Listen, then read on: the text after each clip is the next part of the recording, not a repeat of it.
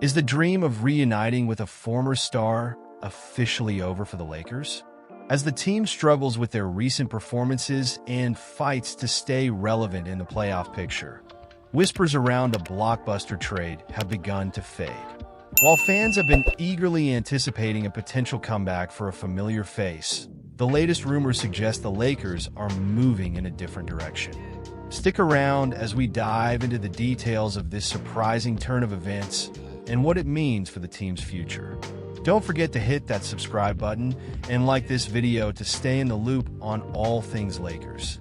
The Los Angeles Lakers are in a bit of a tailspin right now, having dropped 3 straight games and 7 out of their last 9, putting them at 12-11 on the season. They currently sit at the 10th spot in the Western Conference, just barely clinging onto the final play-in tournament berth. Head coach J.J. Redick has tried to upgrade the offense, but it's been clear to many fans that this roster isn't quite built for a championship run. After finishing 7th in the West last season, the Lakers ran it back, but now they desperately need an upgrade if they want to make a serious push. Now, when it comes to trades, the Lakers can exceed the salary cap by sending out more money than they bring in, but they do have some contracts they could move around. With D'Angelo Russell, Rui Hachimura, and Gabe Vincent combining for $46.7 million, the Lakers do have some options if they want to go after a star. There's been a lot of buzz about a potential reunion with Brandon Ingram, the 2nd overall pick drafted by the Lakers back in 2016 before he was traded to New Orleans in the Anthony Davis deal. Ingram is a phenomenal scorer and has made an all-star team, so it's no surprise that fans are interested. However, the latest reports suggest that the Lakers are not pursuing Ingram, and honestly, I can see why. According to Jake Fisher, the franchise is looking to add a big man and some perimeter defense instead. I have to admit, this doesn't shock me. Ingram has been on the trading block all summer long, and with him in the final year of his contract, he's looking for a max deal, which the Pelicans are unwilling to meet. He'll be an unrestricted free agent this offseason, and while he's likely to get a hefty payday, it may not be the max he desires. Fisher also mentioned that New Orleans was willing to offer him around $40 million per season, which is significant but still short of that max. Let's be real here. Bringing Ingram back might not be the best decision for the Lakers. Sure, he's a talented player, but in 8 years in the NBA, he's only made the playoffs twice, and his performance in 2024 was far from stellar. Plus, he doesn't really address the Lakers' defensive issues. We also have to think about how his presence would impact the ball-sharing dynamics with LeBron James, Anthony Davis, and Austin Reeves. His style of play could take away valuable possessions that need to be in the hands of our stars. To complicate things further, Ingram is currently dealing with an ankle injury, which means he'll be sidelined for some time. Any team looking to trade for him is likely going to want to see him back on the court producing at a high level before making a move for his expiring contract. The Lakers definitely need upgrades before the February 6 trade deadline, but honestly, I think Rob Pelinka should steer clear of the star hunting. The team is already thin, and making a blockbuster trade could further deplete their depth. Trading multiple assets for a fringe all-star like Ingram doesn't really put the Lakers in a better position to contend for a title. As we look ahead, it's clear that the Los Angeles Lakers will be active and aggressive leading up to the trade deadline.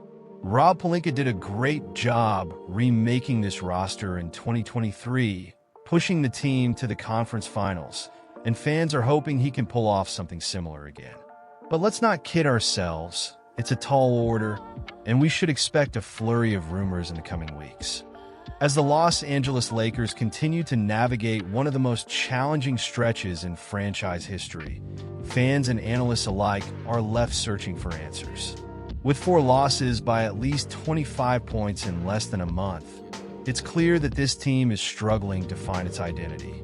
The center position has been a glaring weakness for the Lakers for the better part of 2 seasons, and now the front office is reportedly eyeing potential trade targets, including an unlikely name from Detroit, Isaiah Stewart. Now, I know what you're thinking. Isaiah Stewart?